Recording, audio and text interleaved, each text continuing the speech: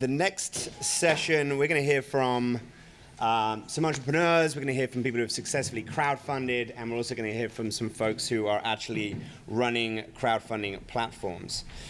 So to lead this session, we have Sharon Chang. Sharon has the benefit of wearing many hats as a media executive, brand strategist, and social entrepreneur. Originally trained as a designer and architect, Sharon served as the former chief creative officer at 19 Entertainment, the company behind American Idol. She's now the founder of Yohi, a media organization that discovers and elevates social entrepreneurs by leveraging their expertise for shared value business. Sharon will be joined on stage by Mickey Agarwal, the founder of Thinks, Matt Brymer of General Assembly, Tim Morgan of Projectio, and Mike Norman of WeFunder. Please welcome to the stage Sharon Chang. Hi, everyone. Thanks for coming. Thank you, Toby, for inviting me. It's a pleasure to be here. So I'll tell you a little bit about my company, and then I'm going to let our amazing panel get on stage and talk about their work. Yosi was started with this mission to bring new resources to entrepreneurs in a way that's not sort of the typical venture funding and accelerated growth and sort of a way of lacking engagement. My experience in the entertainment and media industry, it taught me that you really need to engage a community and have deep connections with your audience to be able to really activate change and stimulate growth. So our approach has really been sort of looking at the rising tides of a lot of different movements, including crowdfunding, to understand that these things are not really a matter of technicality. It's really a fundamental attitude shift. So giving people a new sense of ownership, understanding that it's all about redefining relationships, and for entrepreneurs to understand that to step up and create a company is not just about making money, but also creating a new kind of leadership. And you're leading not just your company, but you're leading the crowd. You're leading the world with your new ideas and vision. So that's really our mission and the reason why we're engaged in this new movement.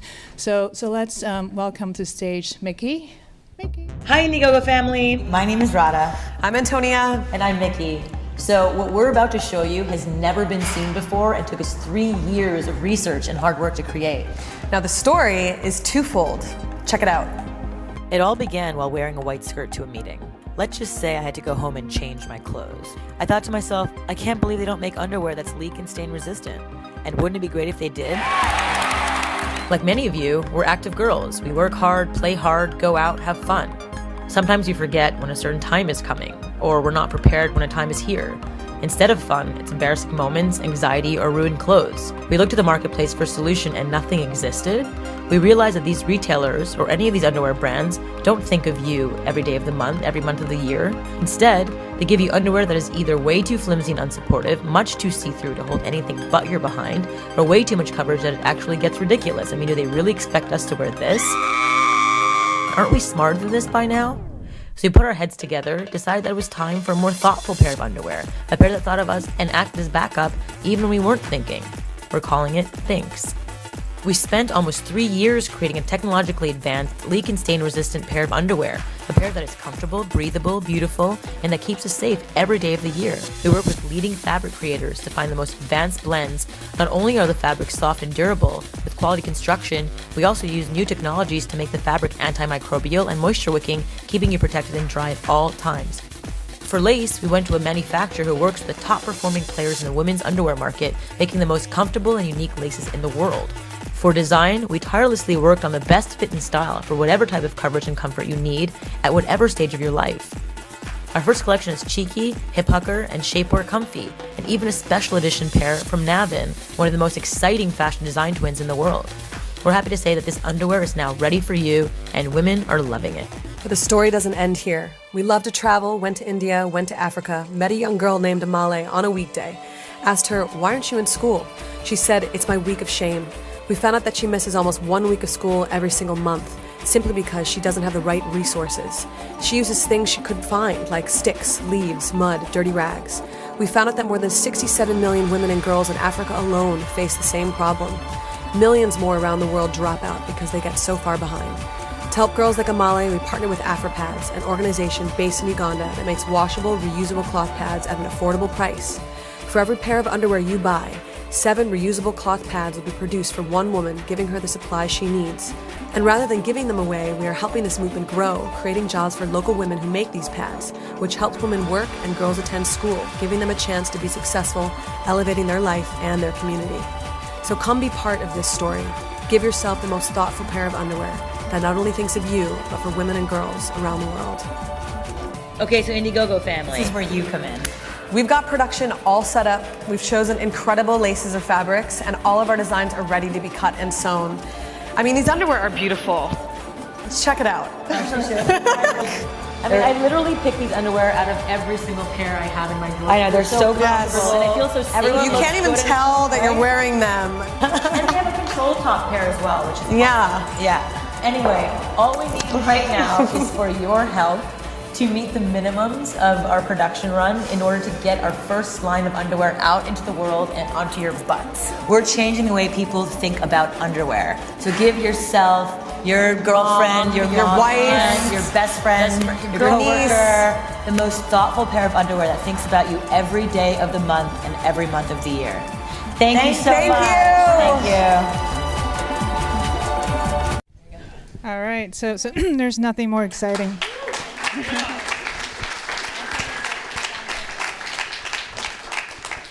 So there's nothing more exciting than looking at underwear at 10 o'clock in the morning. So tell us a bit about your journey and how you have arrived at this place. Well, I think there were two. Can everyone hear me? Yeah. I think we're on. Is it on?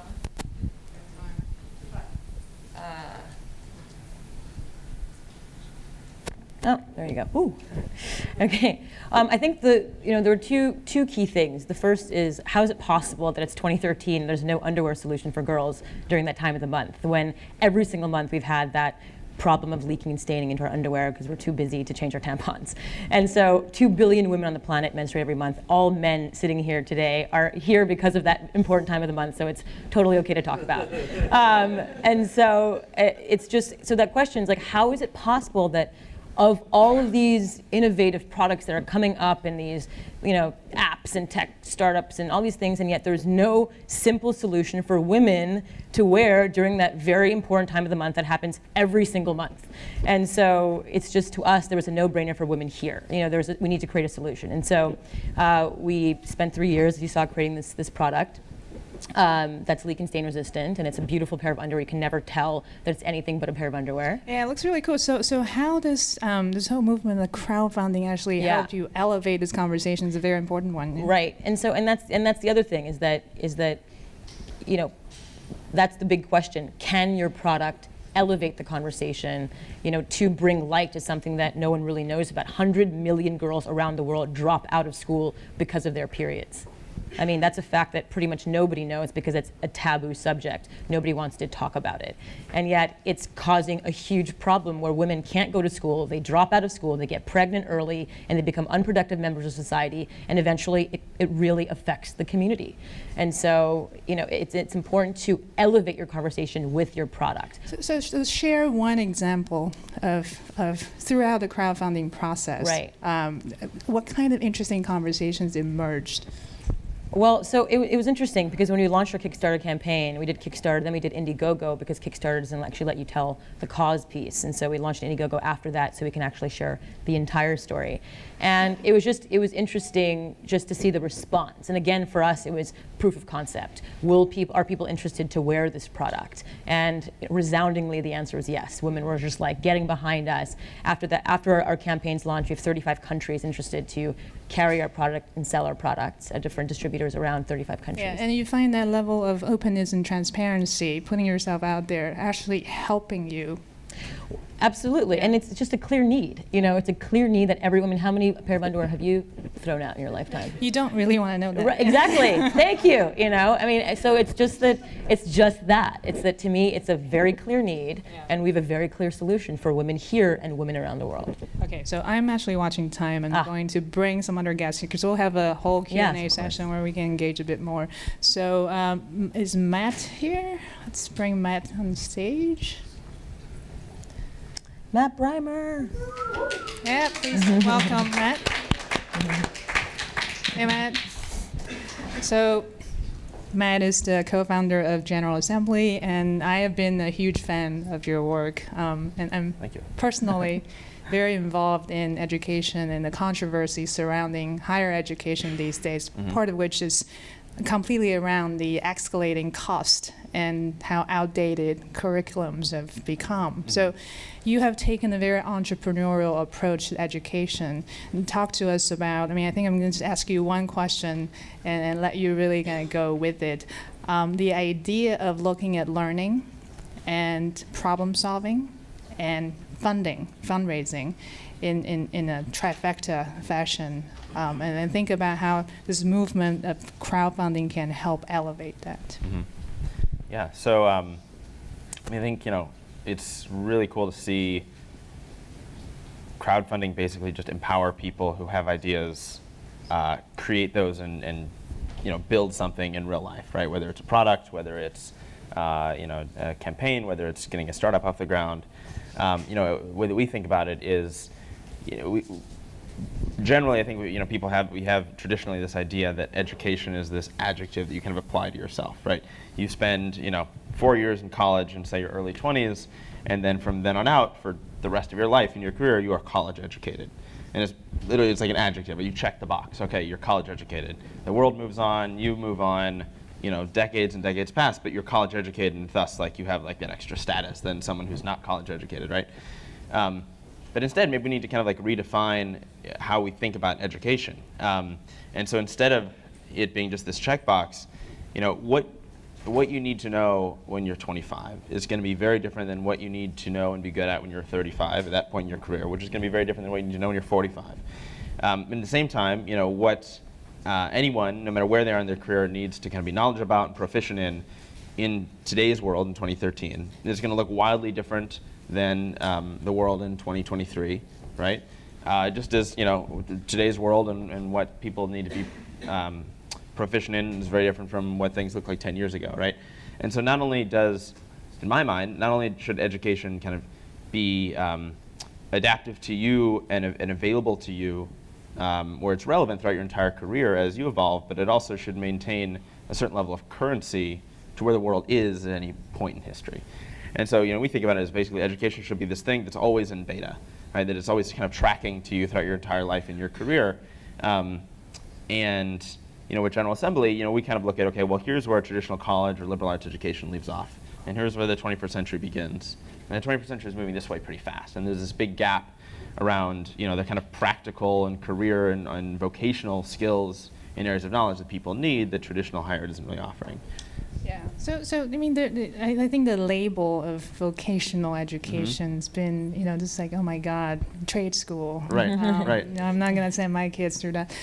So what kind of advocacy kind of work you're doing through the platform, through the idea of promoting entrepreneurship within education, that actually dovetails into this movement of fundraising and getting resources and showing people that when they have an idea, it can happen. And education plays a big role, but not in a traditional sense. Right. I think more and more people, especially in a post-recession economy, I think it really, especially in New York, one of the things that I saw is how much it just shook up people's kind of career paths and not only what was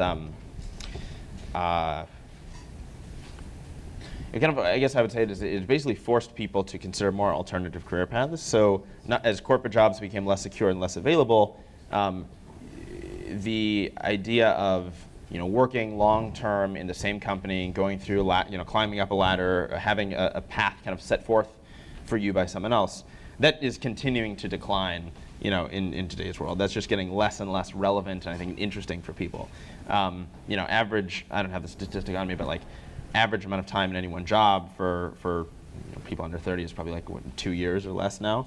That's great. And so what it means is that people now have the opportunity, but also are being more forced to really take their career into their own hands and be entrepreneurial in their life and in their career. That doesn't mean everyone needs to start their own company, but it means that people need to realize I can define, my own path. I can kind of pursue a set of interests or a set of opportunities that I want to pursue.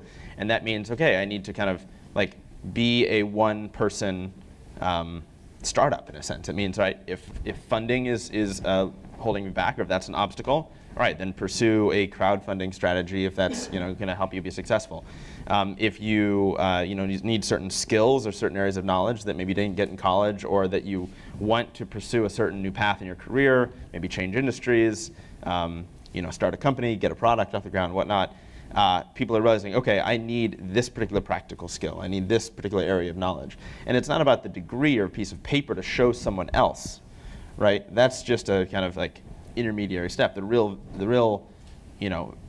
value that we find, when students come to General Assembly to take classes and participate in our programs, is that they're looking for personal empowerment. They're looking to self-actualize in a very real sense. And so having a collection of skills that make you marketable in any situation, recession or not, that kind of empowerment I think allows people to then like take this entrepreneurial approach to their career and decide, you know what, I'm going to leave finance, or I'm going to leave fashion, or I'm going to leave media, I'm going to leave whatever other industry and pursue something else.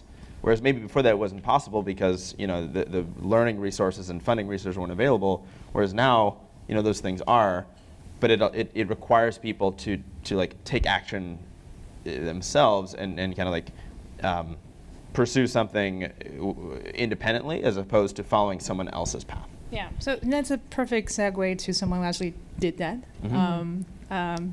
Tim? This is a very exciting project. So Tim is the creator of this really cool product, Projectio. I'm having trouble pronouncing it. That's fine. But I was traveling when your Kickstarter campaign was running, so I completely missed it because there are so many of these things happening on the internet today. And one day I saw Toby tweet, "I just got my new coolest thing on the planet," and I saw the picture and I just went crazy. So tell us a bit about your journey in the most practical sense, because you actually went through a very successful campaign to crowdfund. How does this platform enable you to do things and think about your product development differently? Well, first of all, actually, I'm not the inventor of Projectio. A colleague of mine was the person who actually invented it. But apart from that, you can take credit. yeah, I don't want to be a relentless glory hunter.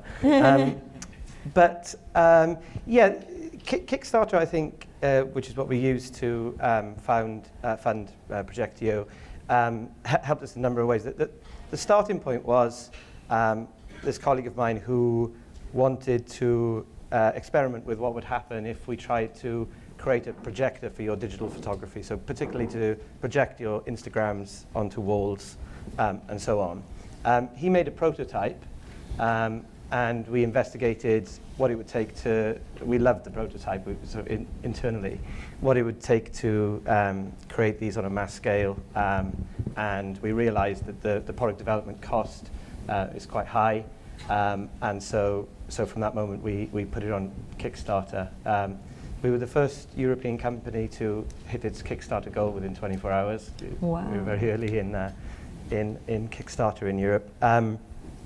And I think Kickstarter for us, it sort of changed the game in a number of ways, and it applies to anybody who's thinking of using it. The first is that it makes stuff happen. I think Mint, which is the company behind Projectio, is a product company, and very often there's an obstacle to product development, which is, what do I do? How do I get started? Whereas Kickstarter has a very clear path. You make a video, that makes you think about branding, it makes you think about why you're doing it. If you still want to do it, you put it on Kickstarter, then you may or you may not hit your target. And if you do, then you have customers, right? And getting in front of customers quickly is the sort of the epitome of really building a product business. That's where you do most of your learning. And so it really does kickstart things. And people talk about failing fast. Kickstarter allows you to fail fast or to succeed. Other things I think where it's changed the game is that we have a new kind of form of investor-customer relationship. There's a new category of person whereby at the end of the Kickstarter, you've then got 1,000 people, 2,000 people. Are they customers? Are they investors? What does that mean for your interaction with them? What is it that you owe them? Because historically, people treat their investors and their customers differently. Hopefully, they treat them both well, but they're not the same contributor to a company. They perform different roles. So, and the other thing is the notion of back-in. That's new. What does that mean? I think there's a misconception that back-in is harder than buy-in, and it's harder to get somebody to back something because of the uncertainty inherent in the Kickstarter project.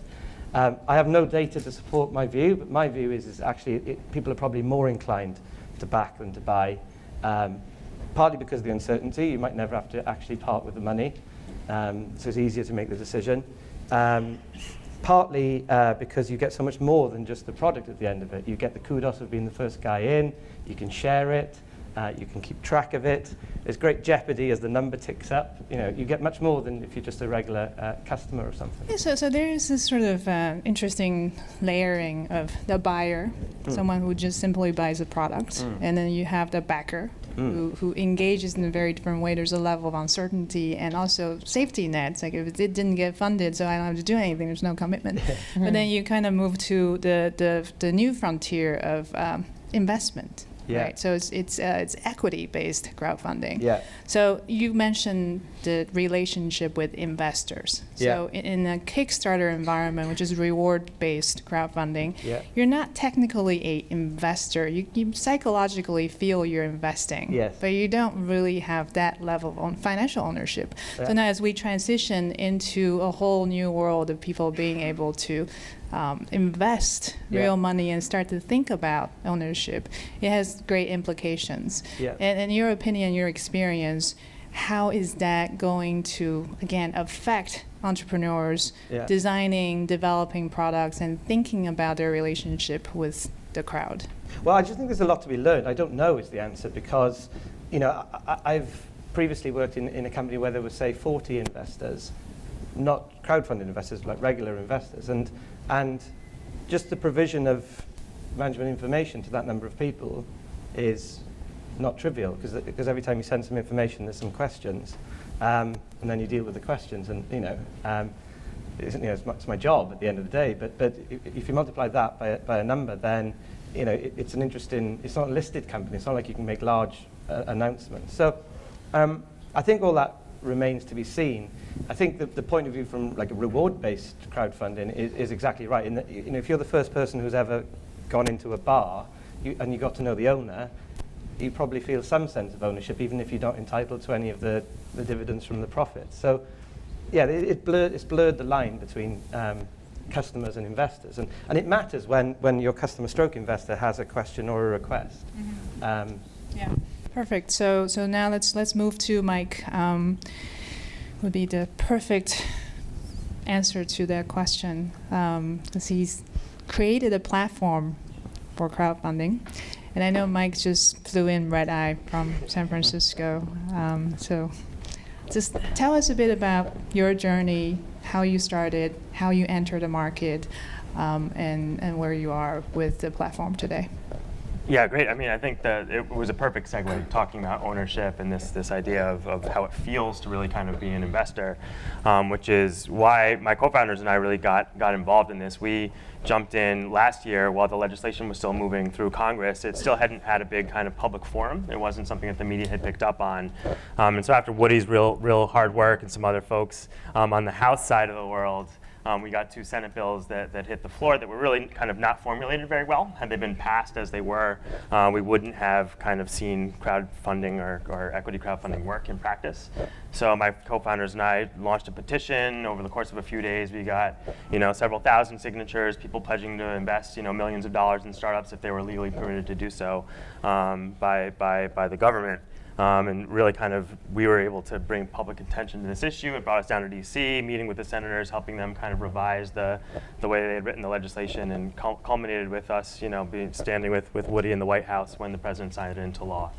So that's how WeFunder was really born, is this idea of ourselves, as entrepreneurs ourselves, having raised money for companies previously, not being allowed by law to invest in our friends' startups, right? Because we hadn't had a big exit to qualify as accredited investors, and wanting to feel that sense of ownership and of involvement. Yeah, that's really interesting because it really kind of speaks to my heart. I'm on both sides. I'm an investor, I'm an entrepreneur, and I've always been puzzled by the two sides of the table kind of conversation, and you do everything within your power to get the perfect deal, and then you're ignoring all the human connections, problem solving, and the fact that people just want to be part of the journey.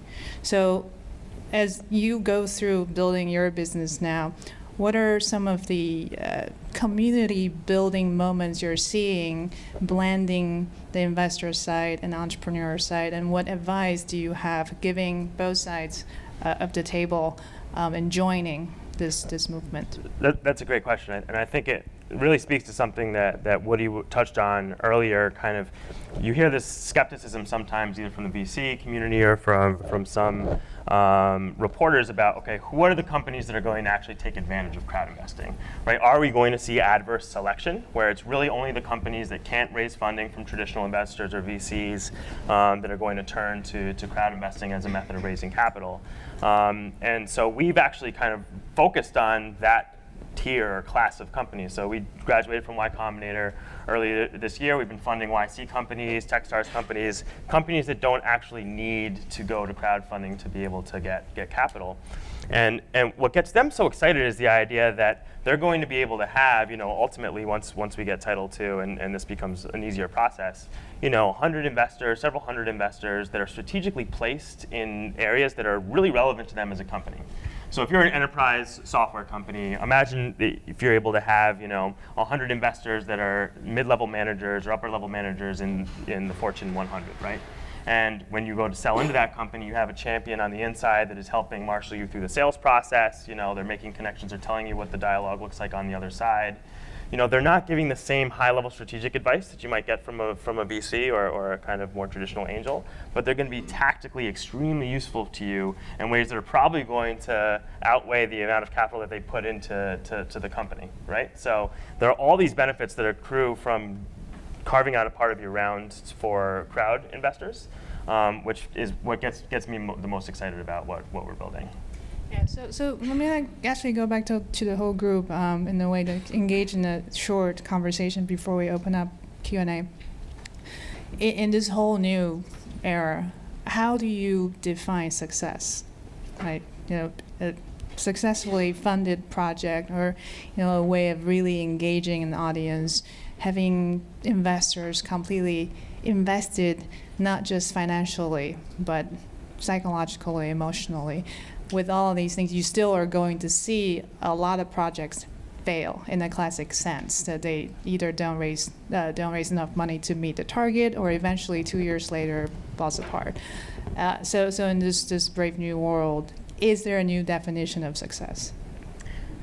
I'll take that. I think I'm hopefully speaking for all of us, is that if we're able to actually start conversations with people about things that you wouldn't otherwise talk about, to me, I think that's pretty successful. Talking about education, talking about crowdfunding, talking about menstruation management.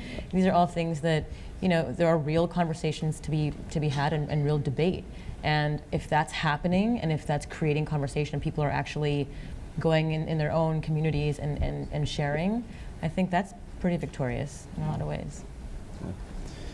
I think one of the ways that we look at success and define it to a certain sense at General Assembly is this idea of outcomes and opportunities. So, if we can empower people with a community of fellow learners and practitioners, provide them with the actual these kind of like very, very market relevant skills and proficiencies, and then tee up actual outcomes and opportunities that they can pursue. And by that I mean, let's say someone comes out of our front-end web development course. They've never coded before. They're not a programmer when they come in. By the time they emerge, they're a hireable front-end web developer. And we have a whole network now of startups and hiring managers and employers, both big companies like Amex actually, as well as smaller companies. And so if we can get those people jobs and apprenticeships and employment, or maybe even help them get funded because they want to start their own company, that's basically a whole new set of doors that would not have been available to them had they not gone through the program in the first place. And so,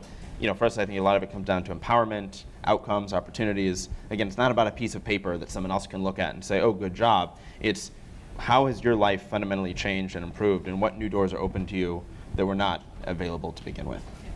I think crowdfunding does the same thing, ideally.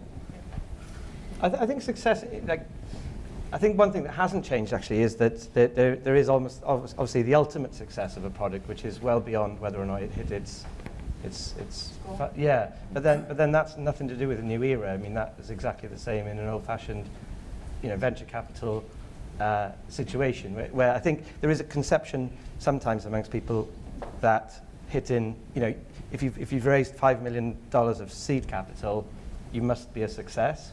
And obviously that's not true. Success normally happens over a much longer period of time and is normally directly correlated to hard work. But and I think crowdfunded projects are exactly the same in that sense. Yeah. I think people oftentimes very easily conflate funding from revenue. Yep. So, you've raised $5 million. That's a scary place to be in. Like all of a sudden you have investors, you have people you've taken their money, now you have to spend it. And it's a lot scarier being forced to spend someone else's money in a short period of time because, it's not like money coming in from a customer. It's money coming in from people who are invested in your company in a different way. Who expect certain things and expect that you're going to turn their dollar into hopefully much more than that. You also have the issue, which is why it's so important to understand the economics of your product before you put it up on a crowdfunding platform, which is you could raise $100,000 and it could cost you $150,000 to fulfill the products that you're now obligated to sell. Yeah. Is that a success? It's a strange type of success. And so, yeah. I think it's a highly educational process for all of us, and you guys being pioneers in the field, almost share the responsibility to tell your audience and your stakeholders, share your experience and educating everybody along the way. And speaking to that, the way that we kind of define success internally for ourselves is, are we crafting a really great investor experience? Our investors that come to WeFund are finding deals that they want to invest in, making investments in a kind of really user-friendly format, then getting communicated with by the entrepreneurs in such a way which is going to make them want to make those tactical introductions and help when they're asked to do so. I really do believe, I know it's kind of a different way to approach the issue, but if you can make investors feel great about their experience of crowd investing specifically, then the entrepreneurs are ultimately going to be the ones that win there. Yep. Yeah, couldn't agree more. So let's open this up to questions, please. So one of the natures of crowdfunding is that you're demonstrating a concept that's actually shifting the entire economy. People are moving away from competition to collaboration. And the idea that you use collaboration to compete is being shifted to the idea that you use collaboration to create a bigger win for everybody, as opposed to this head-to-head competition. How have you seen in your own businesses, or how would you envision that crowdfunding can engage with the other kinds of collaboration opportunities and the other kinds of collaboration engines, such that an organization or a group of organizations' ability to demonstrate their total crowd capability or their total collaboration capability will reinforce their ability to grow, fund, attract talent, build strategy, test strategy? In other words, how do all of the things work together? And will that happen? And you have some examples of that happening? And if you can, try and repeat the question. And if anyone else has a question, we have mics on either side. So take this opportunity to come over here if you can. Sorry. Who wants to take that? It's a great question. A difficult one. Sorry, go ahead. Can you sum it? Sorry, Yeah. Can you sum it up again? Just the actual question. For the live stream, keep it short. Yeah. Do you want me to use the mic? If that's okay, yeah. It's just, Oh, I couldn't see it. I use this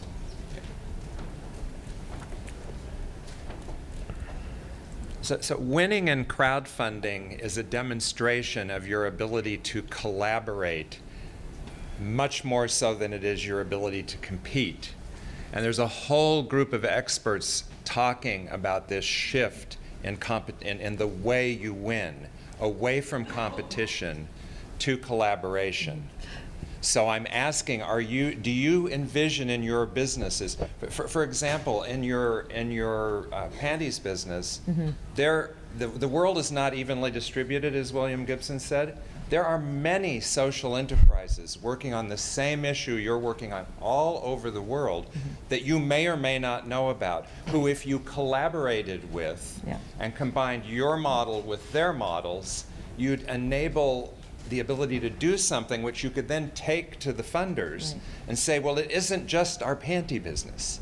It's Gunj in India. It's Elizabeth Scharf in Rwanda. It's all of the other people working on that business who have gotten together, and then we can enable you to fund and engage with us in a collaborative way to provide talent, to provide resources, to provide funding, which makes it a bigger win. It creates more jobs. It creates bigger impact. Yeah, so Mickey, do you That's the question. So, Are you so doing we're that? 100%. Since we launched our crowdfunding campaign, we have, like I said, 35 countries interested to carry our product. We have 10 organizations already with hundreds of thousands of women in their organizations who are so excited to partner up with us and collaborate with us. We have companies like Tom's Shoes, toms.com, who've called us to put us on their website, and they're potentially competing because they're one-for-one, but no, we're collaborating because we're all fighting the fight to make the world a better place and to support people who are less fortunate in those particular things, shoes,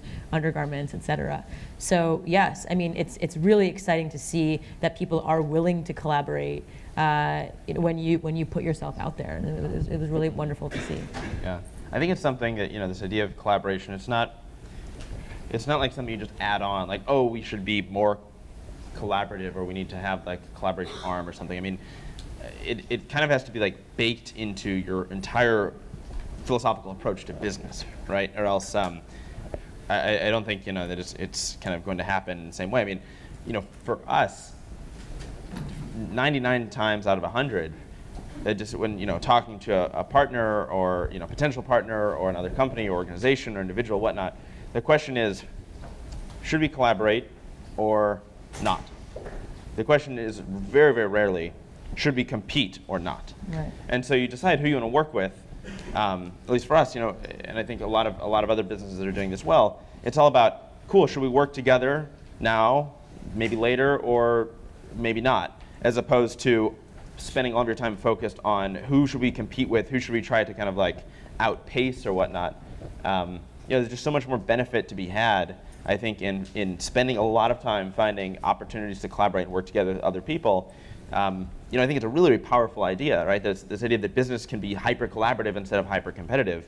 There's this idea of like the rising tide lifts all boats. I mean, you look at the kind of like New York startup and tech ecosystem here, and there's this great positive feedback loops that you're seeing, you continue to see, right? The more success that startups and kind of new product innovation, the more success that they have here in the city, the more that talent is going to want to be a part of this world, right? The more that investment is going to come here, the more the media is going to start to want to pay attention, the more startups that are going to start, right? Which then is going to create a larger ecosystem, which is going to bring more talent and bring more investment in media, and it's a very, very positive cycle. Whereas if everyone was kind of like trying to be the biggest game in town and play king of the hill, you're not going to get that kind of like positive karma effect that's going to cut your legs off. Yeah. Well, this conversation can go on for a long time. It's such a great topic, and I see Toby staring at me. Let's get some more questions in. Yeah. Here we go. Okay, so I'm sort of blinded by the pillar here. The man behind the curtain will ask the question. But I myself, I'm Neil Parent. I'm a lawyer. I'm a partner in the firm Revis Parent Lehrer, and we do private placements. And we advise clients seeking equity funding, debt funding through the private placement process. And this whole Title II and Title III are big game changers in that process. But I have a question for Tim in particular. You mentioned that you had approximately 40 investors. And in this world of crowdfunding, and let's take the Title III at its broadest base, Let's say that you had 2,000 investors or 10,000 investors, and you said that investor relations was almost a full-time job. This sounds like it's going to be a team of investor relations people and hewing to the rules that govern actually taking in investments from investors. Right. And when it gets to non-accredited investors, crazy stuff. It sounds like there's a big difference from all of you who have taken donation-based funding, donation rewards-based funding. Are you prepared to have actual equity investors to whom you owe a fiduciary duty in the thousands? Think of it, if you're an LLC, that's 2,000 K1s that you have to send out every year. And the actual difference between a Kickstarter type of fundraising versus a real crowdfunding equity-based. Yeah, so I can actually take this. We're big believers in eating our own dog food, as we say in the tech community. So we actually filed state by state so that we could take unaccredited investors into our first round of funding. We now have over 80 investors that are investors in WeFunder because we fundamentally believe that the concerns that we hear often from attorneys along the lines that you just articulated will not be that much of an issue. And we don't have problems with our investors at all. Like we set expectations in such a way such that they understand what it meant to come in for $1,000 or $2,000. And they're there when we need them. They've been extremely helpful in introducing us to different press contacts or partnership opportunities. We've sourced employees from our investor community, but there has not been this kind of haranguing for information or any of these other types of things. And so, by setting expectations. Yeah, it's all about setting expectations. Tim, do you also want to respond? Because you kind of did sort of. Yeah, I mean, for clarity, I'm talking about a different company. That those weren't crowd-funded investors. That's. No, I understood that. Yeah, yeah. I'm talking about what happens when you shift. Yeah. Right. And actually, in terms of entitlement in that instance, what the investors arguably were entitled to was very little. It was my choice that I wanted them. I felt like I should share information with them, and that's what starts the conversation. It's not a full-time job. I hope I didn't give that impression, but it's not an insignificant thing either in my experience. I don't know what's going to happen if you have 2,000 investors. That's the bit that remains to be seen, especially in a regulated environment. So I mean, I think it's a very good question. I don't know. We've got thanks. We've got time for one more question, then we're going to have to wrap up the session. All right, so I'm going to try and look around the pillar here a little bit. So it seems like storytelling is a huge part of at least getting started before you kickstart or go on to the next stage. First, do you agree with that? And then second, what skills are you drawing on? Is this a sort of a natural skill? You obviously all speak very well, but is this a skill that you bring from some other background, or is there someone on your team that's particularly adept at crafting stories? So I would completely agree that storytelling is critical, right? I mean, you're fundraising, you're selling, so you're trying to tell a story which is compelling that people are going to believe in. I think for ourselves, being really a highly product-centered team, the question we ask is how can we structure and design a profile that an entrepreneur who might not have kind of a background or a lot of experience telling stories can come in and really tell something very compelling in a very easy way. So it's critical for us to provide infrastructure to help other people tell their stories well. And I will also say that if you make general, broad statements, a lot of times it kind of washes over people's heads, whereas there is a term called the empathy telescope, where you can actually tell one story of one person. Like for us, it was Amale that we met on a weekday in Africa, and she told us it's her week of shame. And so you can wrap your head around one person and one story versus sharing like everyone's suffering. And you're like, well, everyone's suffering, well, I can't help that. But I can probably help one person change her life, right? So. All right. Thank you so much. Thank you, Shannon. Thank also our panelists.